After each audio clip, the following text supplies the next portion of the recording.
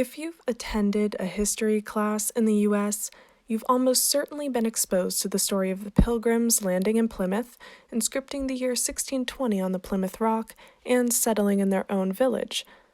Without a doubt, this narrative is accompanied with the story of how the Wampanoag people who lived there welcomed them amiably and taught the Pilgrims how to farm and self-regulate.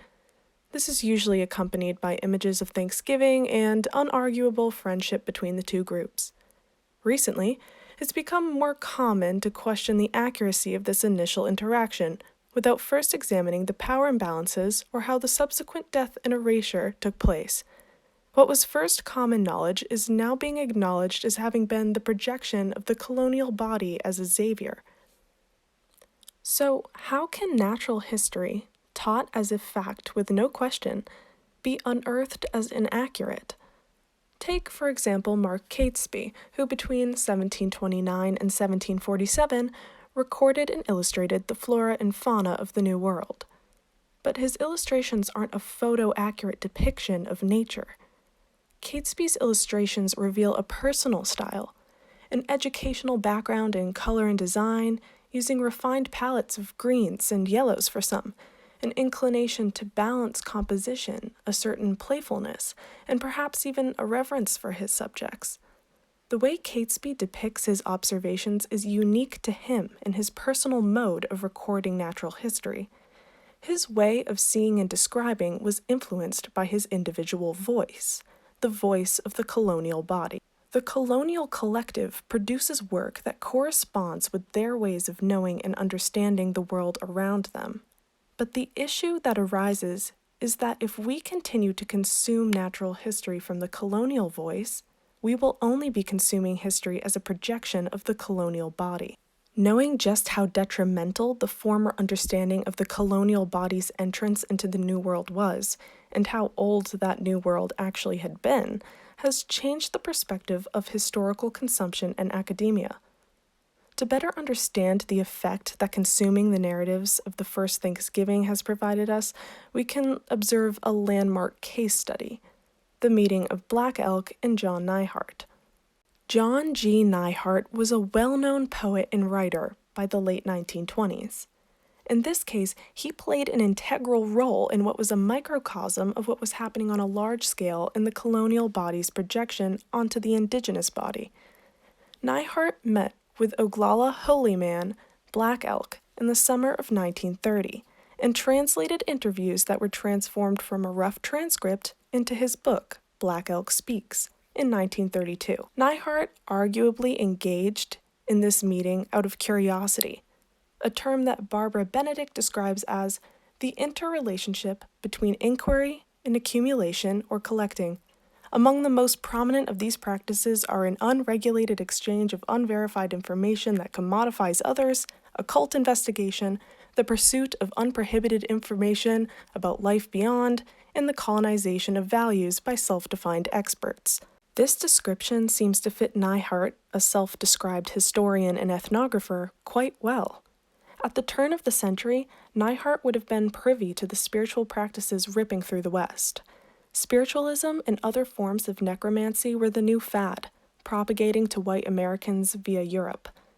White Americans were also growing interested in the indigenous practice of the ghost dance, a means to communicate with ancestors who had since passed and restore land to the indigenous collective. However, some white Americans saw this ghost dance movement as a threat. This was Neihardt's motivation to speak with Black Elk, and thus unfolded a contact zone of the colonial body and the indigenous voice. Now, what is a contact zone? As defined by Mary Louise Pratt, contact zones are social spaces where disparate cultures meet, clash, and grapple with each other, often in highly asymmetrical relations of domination and subordination. As we dissect themes of conversation and the very fact that the conversation occurred, it will become apparent that these meetings between Black Elk and Neihardt, this contact zone, is unequivocally ironic. We could take their meeting at face value. The white scholar wants to meet with Black Elk, who has personally invited him to the Pine Ridge Reservation. It would appear that two human beings' connection to spirituality have, by fate, brought them to this meeting to learn from one another. However, it is through the colonial voice that we hear Black Elk, as Neihardt is the man with the pen and paper interpreting indigenous words through his colonial body to be understood by the colonial collective. As Black Elk describes seeing battle, disclosing hardships of fighting in the throes of nature and the encroaching Wasatchus, there is at the same time a battle of voice taking place. The reader can soak in the information from a place of comfort and safety only because we are hearing the filtered words of a native man through a non-native tongue. These are ways of describing we may overlook as we continue to raise ourselves on literature of the colonial collective. We feel as if we are Neihardt being offered the sacred pipe, ignorant of the fact that we are merely listeners being offered the narration through Neihardt. In terms of power imbalances, one can examine the voice of the individual as being representative of their collective. If one individual's voice is representative of one group and it is offered to another individual, that group can now sacrifice the individual. In Black Elk's invitation to speak of his experience, he is representing not only the Oglala Lakota, but the indigenous body as a whole. When he offers his voice to Neihardt, the colonial body can now sacrifice his voice to their collective. The act is both disheartening and radical and shows just how disparate a contact zone can be, even in such a simple setting. The colonial body, ostensibly more powerful and threatening, leaves only strategic options open to the indigenous man.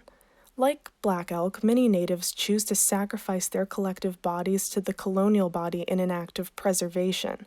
We see similar things happen in other global contact zones, where native cultures and religions must be hidden within a colonial context in order to be preserved and to survive. In a way, the sacrifice of Black Elk's voice to Neihardt, who represents the colonial body, is an act of devotion to his own collective of native people.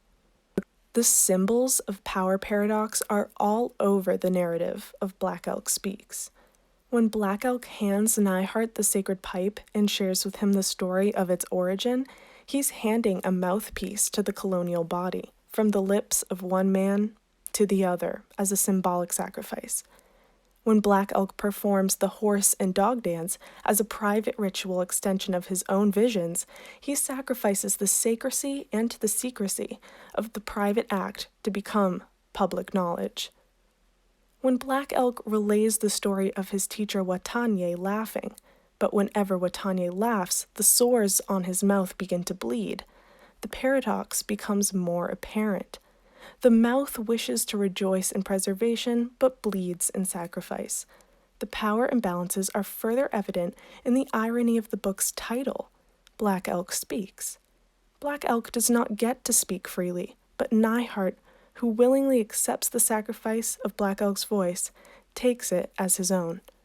In terms of what we can call ways of knowing, each man in this meeting is bringing to the table his own ways of understanding the world around himself. Where Black Elk relies heavily on his visions and experiences to influence how he behaves, Neihardt relies heavily on formal Western education and Christian principles to influence how he interprets. This concept seems clear enough, but as power imbalances become exponential, the colonial body is domineering projection. At first, the 7 Lakota bands were once nomadic peoples who functioned under the principle that they need not build a home, for the earth is their home, wherever you go on earth is home. But as the colonial body projected themselves into the indigenous collective, suddenly these bands were restricted to reservations, designated static residences that the colonial body could define as their home. Even the family unit changed. As Kim Tallbear writes, our traditional societies had been sustained by strong kin relations. Indigenous families who were impoverished by colonialism were deemed unfit for not attaining the middle-class nuclear family structures of white families. Even the narrative of Black Elk at large has significant Christian undertones, with biblical language woven into the prayers of Black Elk's visions, further emphasizing how the indigenous voice had to change to fit colonial standards. It is hard to determine the tragedy or triumph of Black Elk's story. He went on to convert to Catholicism as mass conversions became more common among indigenous populations, and assumed an external colonial body. He wrote letters of his feelings towards his newfound spiritual practice, but all were again heavily filtered by colonial collectives. Stories like the meeting of Black Elk and Neihardt are what yields the modern eye to be critical of consuming natural history. It encourages us to take interest in how we consume it and what truths can be uncovered.